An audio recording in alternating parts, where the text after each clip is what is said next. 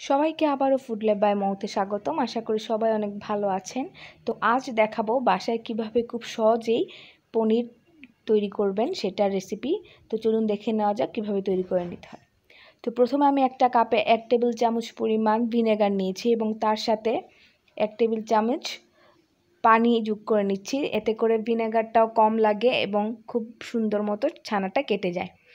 তো প্রথমে আমি হাফ লিটার দুধটাকে জাল দিয়ে দিচ্ছি এবং যখনই বলক উঠে আসবে, ভালো মতো দুধটা ফুটে উঠবে, তখনই চুলার আঁচটা বন্ধ করে দিতে হবে এবং অনবরত নাড়তে হবে যেন সর না পড়ে। তো আমার দুধটা প্রায় ফুটে উঠেছে। যখন বলক উঠে আসবে তখন আমি চুলার আঁচটা অফ করে দিব। চুলার আঁচটা অফ করে দিলে তখন ছানাটা শক্ত হয়ে যায় না এবং মিষ্টি বা অন্য কিছু তৈরি করতে হলে এই যে ছানাটা হবে সেটা দিয়ে খুব ভালো মিষ্টি হবে। এর জন্য চুলাটা অফ করে তারপর ভিনেগারটা ঢালতে হবে, এতে করে ছানাটা শক্ত হয়ে যায় না। তো আমার ছানা উঠে এসেছে পানি থেকে। যখন পানিটা একটু সবুজ কালারের হয়ে যাবে বোঝা যাবে সবটুকু ছানাই কেটে গেছে। তো এখন আমি একটা পাতলা সুতি কাপড়ে সবটুকু ছানা ঢেলে নিব এবং পানিটা ঝরিয়ে নিব।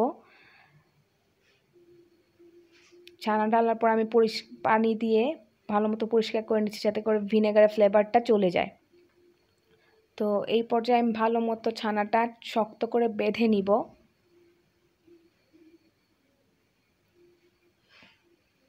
এবং বেঁধে নেওয়ার পর আমি একটা ভারী কিছু দিয়ে চাপবো, এতে করে ছানার পানিটা সবটুকু ঝরে যাবে এবং একটা সুন্দর শেপে চলে আসবে ছানা।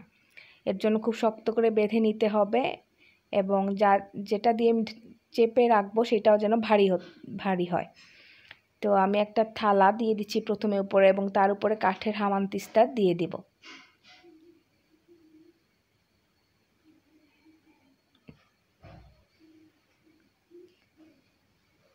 তো 15 থেকে 20 মিনিট এইভাবে থাকবে এবং 15 থেকে 20 মিনিট পর আবার একটু চেক করে নেব যে পানিটা ঝরলো কিনা। তো আমার পানিটা প্রায় ঝরে গিয়েছে এবং ছানাটাও একটা সুন্দর শেপে চলে আসছে দেখুন। তখন আমি কাপড় থেকে ছানাটা তুলে নিব।